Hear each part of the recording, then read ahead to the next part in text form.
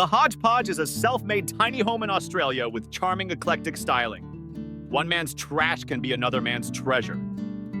This is how the saying goes, and it's never been truer than in the case of this fantastic DIY tiny house project that was built on a budget using reclaimed and discarded materials. The tiny home you're looking at might not be as shiny and sparkly as those ready-built architectural designs we see on social media on the daily, but it's definitely stunning in its imperfection and speaks volumes about individuality and resilience. The idea of downsizing and living in a more compact space is appealing to many of those who want to tread more lightly on Earth, but building a home from scratch is a challenging endeavor, especially if you have zero building experience. However, if you gather the courage, do your research, and tap into your creativity and ingenuity, the result might be something more beautiful and homey than you've ever dreamt. This is what Julius, a young Australian man, has done, and the result is nothing short of amazing. His home is a true labor of love and a testament to his creativity and willpower.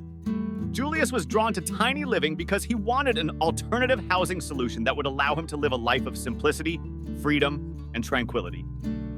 This is what Julius, a young Australian man, has done, and the result is nothing short of amazing. His home is a true labor of love and a testament to his creativity and willpower.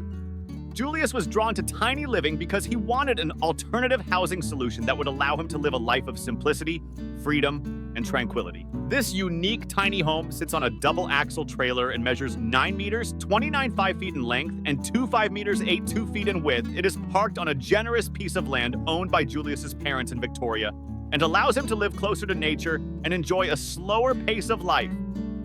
Actually, as you approach the house, you can't really look past the incredible setting with abundant rural views and lush gardens all around. In terms of construction materials, apart from the framing and structural elements, Julius used a lot of repurposed materials from companies that were throwing them away or houses that were being demolished. The external cladding, for instance, is a combination of different native Australian hardwoods from an architectural firm, while the windows were bought secondhand from Facebook Marketplace. The rear and side parts of the house are different from the front, though.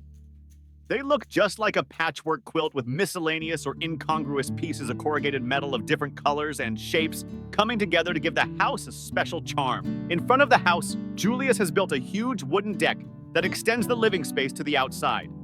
It's spacious enough to host a party and is also perfect for outdoor dining and other activities in the middle of nature. The cherry on top is a little bathtub off the deck, which is designed to be easily moved if needed. In front of the house, Julius has built a huge wooden deck that extends the living space to the outside. It's spacious enough to host a party and is also perfect for outdoor dining and other activities in the middle of nature. The cherry on top is a little bathtub off the deck, which is designed to be easily moved if needed. The interior design was basically dictated by what Julius could find in terms of materials and furniture pieces.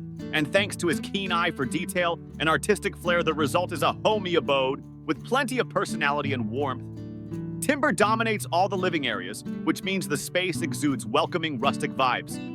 In terms of layout, Julius went for a spatially efficient single-bedroom layout with an open-plan ground floor comprising a gorgeous kitchen, a cozy, luminous lounge, and a private bathroom plus a sleeping loft.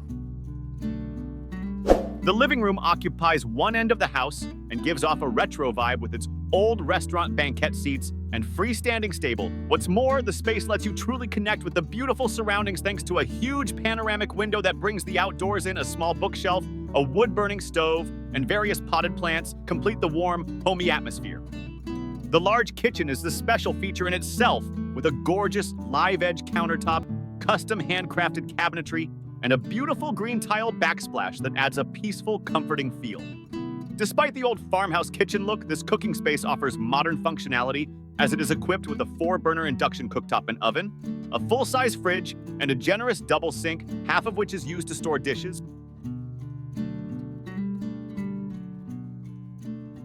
Across from the kitchen, you'll notice something you don't usually find in tiny homes: a music station with a record player, a mixer, and an impressive record collection.